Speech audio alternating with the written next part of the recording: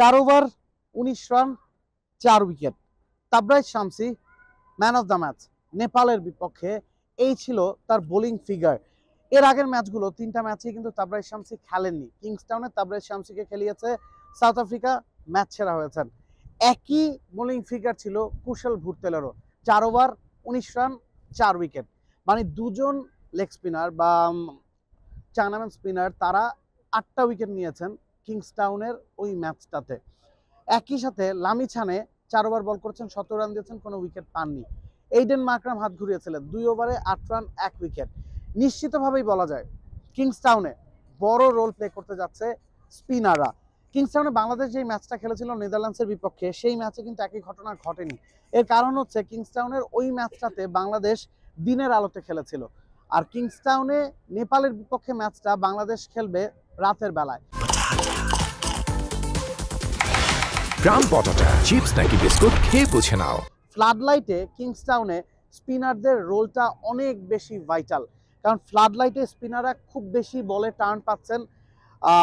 ওই জায়গাটাতে স্পিনাররা যে আনইভেন বাউন্সটা জেনারেট করতে পারছেন, সেটাও কিন্তু ভাইটাল একটা রোল প্লে করছে। পেসারদের ক্ষেত্রে একই কথা খাটে।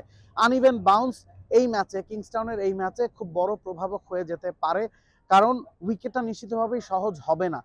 নেদারল্যান্ডসের বিপক্ষে একই মাঠে খেলেছে, দিনের বেলা খেলা হয়েছে থেকে বাংলাদেশ 160 রানের টার্গেট দিতে পেরেছে। সেটা চেস করতে নেদারল্যান্ডসকে কিন্তু গলদঘর্ম হতে হয়েছে। এবং পরের ম্যাচটাতে, এই মাঠে 2টা ম্যাচই হয়েছে, সাউথ আফ্রিকা নেপাল ম্যাচটাতে আমরা দেখেছি 116 রানের টার্গেটে নেপাল 1 রানে হেরেছে। তো বোঝাই যাচ্ছে নিউ ইয়র্কের উইকেটের চেয়ে এই উইকেটে স্পোর্টিং অনেক বেশি হওয়ার কথা, ব্যাটিং ফ্রেন্ডলি হওয়ার কথা। ওয়েস্ট ইন্ডিজ একটা ক্রিকেট নেশন জাতি, তাদের উইকেটে গিয়ে বিশ্বকাপ সেই পরিচিত আমেজটা পাবে, ব্যাট বলের লড়াইটা হবে, ব্যাটসম্যানরা 4-6 ফুলঝুরি ছোটাবেন, সেটা আমরা এক্সপেক্ট করেছিলাম। তবে কিংস্টাউনে রাতের বেলা খেলা হচ্ছে দেখেই এখন সেই ভবিষ্যৎবাণী কিন্তু করা যাচ্ছে না। স্পিনাররা ভাইটাল রোল প্লে করতে যাচ্ছে। লামিছানে, কুশল ভুট্টাল বাংলাদেশের জন্য ডেঞ্জার ম্যান হিসেবে আবির্ভূত হতে পারেন। বাংলাদেশের হয়ে একই কাজটা রিশাদকে করতে হবে। 2টা ম্যাচে তিনি করেছেন, 2টা ম্যাচে, শ্রীলঙ্কার বিপক্ষে ম্যাচে এবং শেষ ম্যাচটাতে নেদারল্যান্ডসের বিপক্ষে ম্যাচে, 2টা ম্যাচেই রিশাদ হোসেন 3টা করে উইকেট পেয়েছেন। 2 ম্যাচেই তিনি গেম চেঞ্জার হিসেবে আবির্ভূত হয়েছিলেন।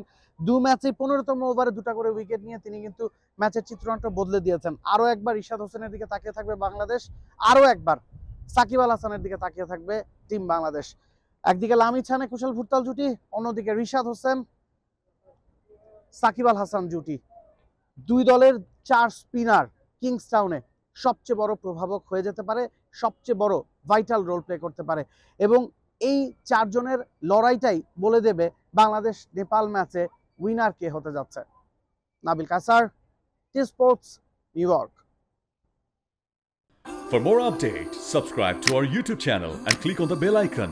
Follow us on Facebook and Instagram. Download T-Sports app to enjoy exciting games and highlights. Visit tsports.com.